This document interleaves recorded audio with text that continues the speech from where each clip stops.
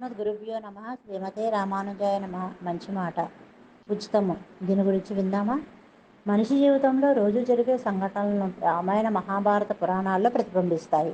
మానవుడు ఎలా బతకాలి, ఎలా జీవించాలో రామాయణం మనకు నేర్పితే, అదే మనిషి ఎలా జీవించకూడదు అనే విషయంతో పాటు రాజకీయము, దేశపాలన వంటి అనేక విషయాలకు మహాభారతం దిక్సూచిగా నిలుస్తుందని పెద్దలు అంటారు. మహాభారతం అంటే ద్రౌపది వస్త్రాపహరణము, కురుక్షేత్రములు మనకు ఎక్కువ గుర్తుకొస్తూ ఉంటాయి. కానీ నిజానికి ఈరోజు దేశ రాజకీయ నేతలు అనుసరిస్తున్న ఉచితమనే విధానాన్ని అద్దం పట్టేలా ఒక కథ ఉంది. పంచపాండవుల్లో మొదటివాడైన ధర్మరాజు ఎక్కువ ధర్మాలు చేశాడని పేరు. తనకంటే ఎక్కువ దానం చేసిన వాళ్ళు ఇంకెవరూ లేరని ధర్మరాజు గర్వంగా భావిస్తుండేవాడట. ఇది ఆయనకు అహంకారంగా మారకూడదని కృష్ణుడికి అనిపించింది. అందుకోసం కృష్ణుడు ధర్మరాజుని వేరే రాజ్యానికి తీసుకువెళ్ళాడు. ఆ రాజ్యం మహాబల చక్రవర్తి గారి పాలనలో ఉండేది. అక్కడ ఒకరి ఇంట్లోకి వెళ్ళి మంచినీళ్ళు అడుగుతారు. ఆ ఇంటిలోని ఆమె వారికి బంగారు గ్లాసులో నీళ్లు ఇచ్చింది. వారు తాగేశాక ఆమె ఆ గ్లాసును బయటకు విసిరేసింది. ధర్మరాజు ఆమెతో, ఏంటమ్మా, బంగారాన్ని దాచుకోవాలి కానీ ఇలా వీధిలో పడేస్తే ఎలా అని అనడంతో ఆమె, మా రాజ్యంలో ఒకసారి వాడిన వస్తువును మళ్ళీ వాడము అని బదులు చెప్పి లోపలికి వెళ్ళిపోయింది.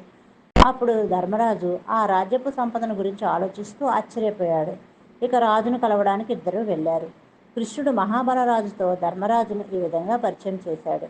రాజా, ఈయన ప్రపంచంలోనే ఎక్కువ ధర్మాలు చేసిన వ్యక్తి, పేరు ధర్మరాజు అని చెప్పాడు. అయినా ఆ రాజు ధర్మరాజు ముఖం కూడా చూడలేదు సరికదా. కృష్ణుడితో ఇలా అన్నాడు, కృష్ణ, మీరు చెప్పిన విషయం సరే, కానీ నా రాజ్యంలో ప్రజలకు సరిపడా పని ఉన్నది. అందరి దగ్గర సంపద బాగా ఉన్నది. నా రాజ్యంలో అందరికీ కష్టపడి పనిచేయడం ఇష్టం. ఇక్కడ భిక్షం తీసుకోవడానికి ఎవ్వరూ సిద్ధంగా లేరు.